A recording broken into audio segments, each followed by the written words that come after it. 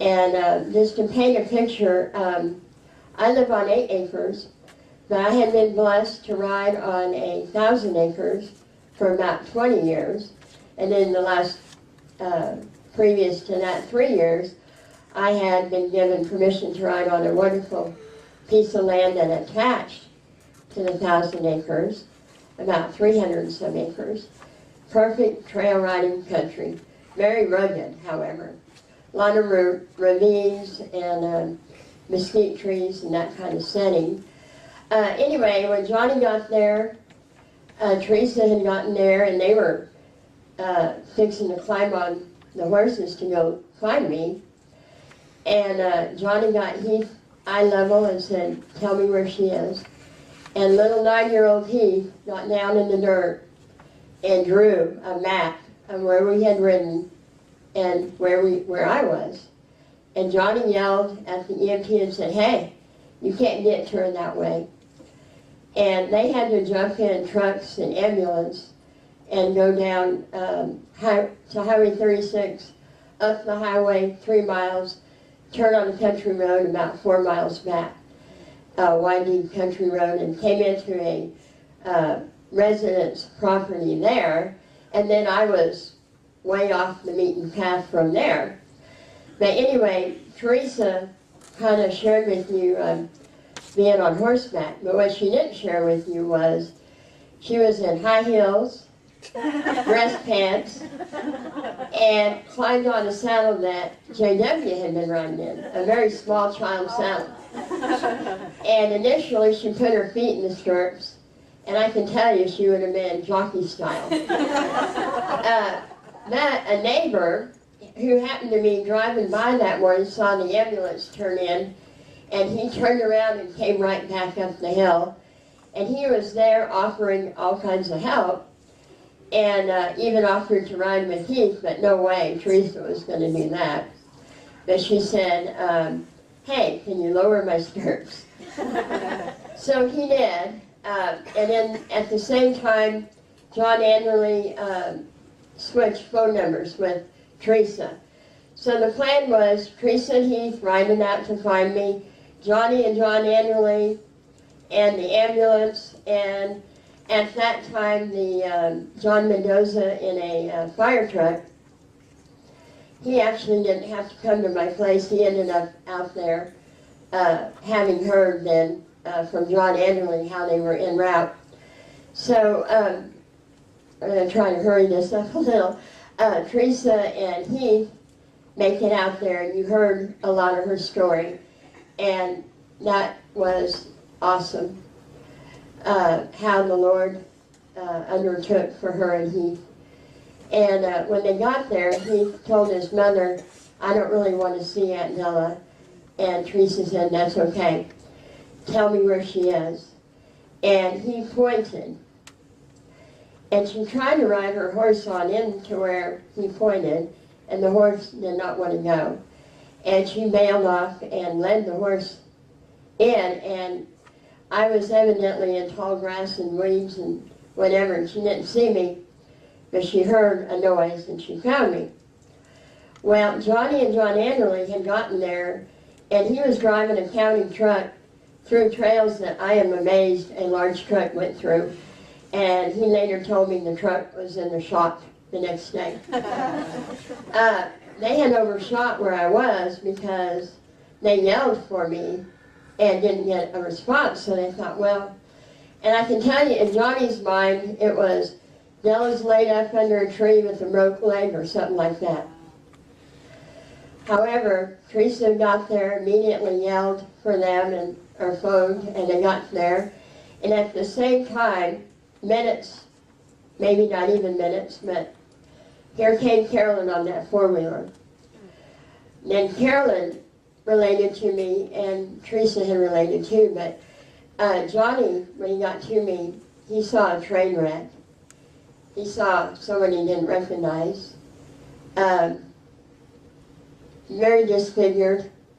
My right eye had been exploded and basically out of the socket, and this side of my face was over here, and I can only imagine, and I can tell you I wouldn't have wanted to be in his shoes. and my heart really goes out to my family for what they went through. The first thing my husband did, and I want to take this minute before I go on, I want to tell you that I missed my husband today.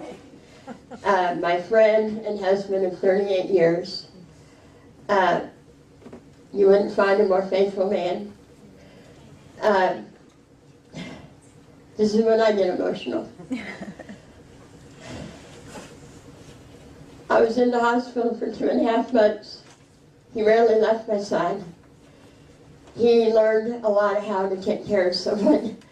And he was there praying with me, encouraging me, doctoring me, holding prayer meetings for me. And he's been with me for 20 months, not leaving me. And he's with my daughter right now, and that was with me pushing him out. She needed him, and I needed him to be with her.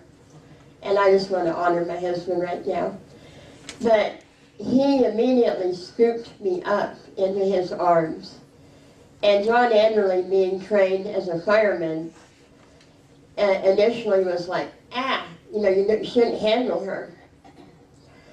But he later told me, Mr. Anderley, that he goes, really? I looked at the blood that was all around you, and I really believed that we were doing a recovery, not a rescue. And I really believed that Johnny was telling you bye.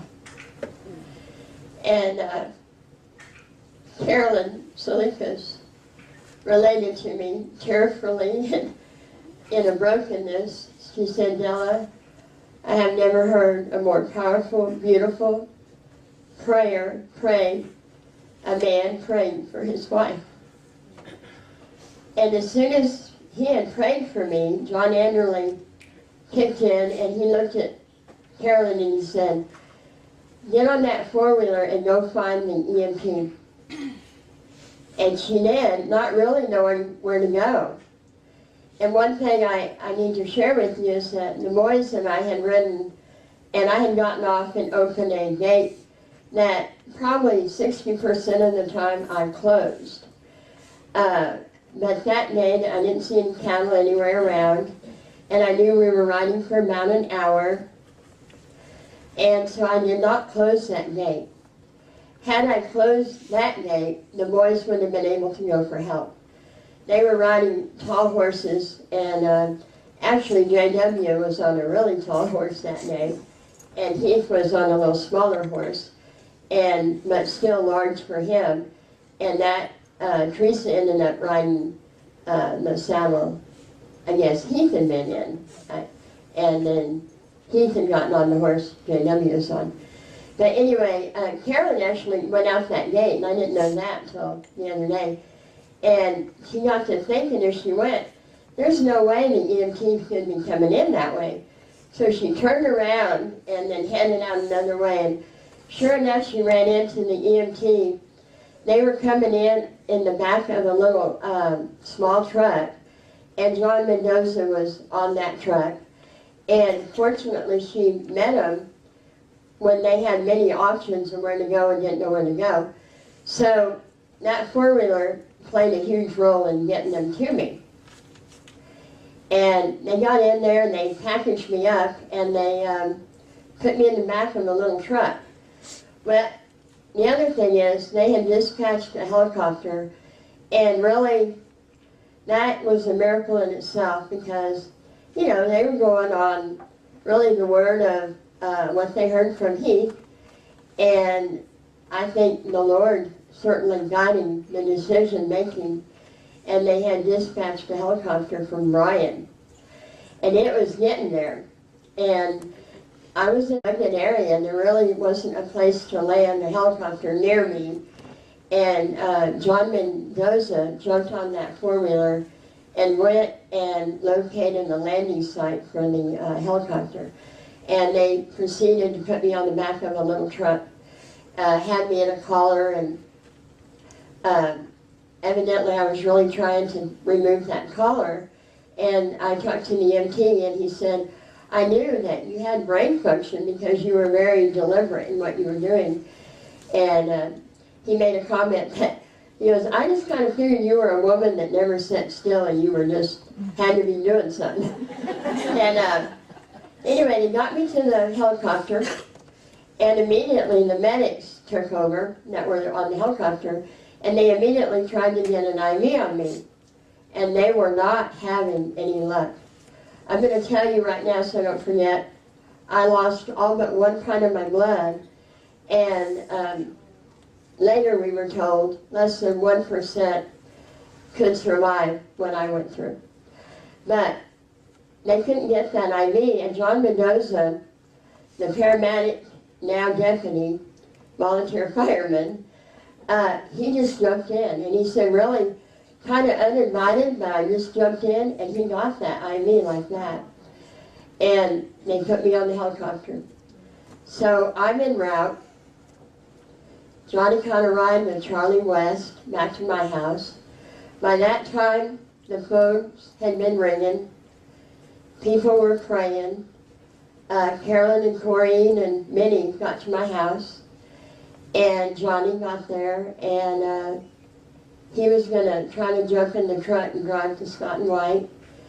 And Carolyn and Corrine are like, no, you don't need to drive. And Johnny goes, I need my truck. And Corey said, we'll drive you to town and we'll get Bob and Cecil to help you, and one of them will drive you to Scott and White. And on the way, Corey and Johnny had prayed for the best doctors available,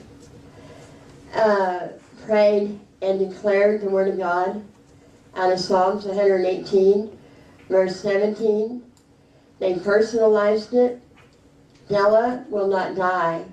She will live, and she will proclaim and declare the works of the Lord. And that's what I'm here doing today. I'm declaring the works of the Lord. And on the way there, I flatlined. And then when they got me in the ER, I flatlined again. And they performed a procedure that I had been told is a last-ditch effort, where they cut me open and manually massage the heart. And then they clamped off the arteries to my extremities, I guess my lower extremities, my legs. And of course I was on blood transfusions immediately. And at that point, you know, they really didn't know that I would, survive even then. My family arrived. My son had gotten there, and they were really telling my family we're not sure that, I'll survive. And they called my daughter in Alabama, and my son called her actually, and, to have your children go through something so horrific. And even my parents and my siblings and all of y'all, my friends, my loved ones, that's what gets me. But my daughter gets a phone call saying from my son, Jennifer, you need to get here now. They're not sure Mom's going to make it. She tried to get a flight, and there was no flight immediately out of Panama City, Florida. Her husband, who's in the military and flight school, came home and said, Jennifer, we're going right now. And they literally threw things in laundry baskets because there were no suitcases. She had just moved into a little travel trailer. Actually, Johnny had been with her just a week or two prior to me getting hurt, helping her move out of their home into a travel trailer, preparing to make a move to El Paso, another military move. Anyway, they ran to Walmart to get a tire changed, got there 10 minutes before closing. Walmart refused to change the tire, and they had a thread showing or wire showing or something. Anyway, they had to make it to Temple, Texas on a prayer, and That they did that night.